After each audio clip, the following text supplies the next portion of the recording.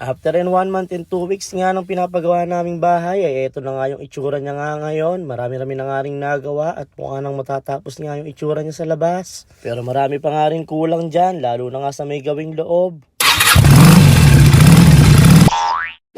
At ito na nga pala guys yung update niya sa pinapagawa nga naming bahay. Dito nga nag-uumpisa na nga silang tapusin nga lahat ng pinapalatadahan nila sa may labas. At tinatapos na nga rin nilang gawin yung mga part nga ng yero sa may garahe. Napakabilis nga lang din tinapos nga nitong mga yero nga na to. At yung mga spandrel nga unti-unti na nga rin kinakabit nga sa may mga gilid. At dito naman sa may gawing kaliwa tinatapos na nga rin nila yung pinapalatadahan nga nila. Inuna na nga nilang tapusin lahat nga ng pinapalatadahan nila dito nga sa may bandang labas. At iuhuli na nga lang daw nila yung sa may bandang loob. Maganda nga rin kasing matapos nga itong munang bandang labas para nga matanggal na nga lahat ng mga kahoy nga nato na ginagamit nilang tungtungan. Yan nga kasing kahoy na ginamit nga nilang tungtungan ginamit nga rin nga na nagkakabit nga ng spandrel para nga isahan na lang at isang alisan na nga lang din. Bali white and dark gray nga pala yung napili ko nga na combination nga ng kulay nga ng yero. Napakasimple ng kulay pero para sa akin nga napakaganda nga na to. At dito naman nga sinimulan na nga rin nilang palatadahan nga yung garahe para nga mauna na nga rin matapos yun at maganda nga tignan sa may labas.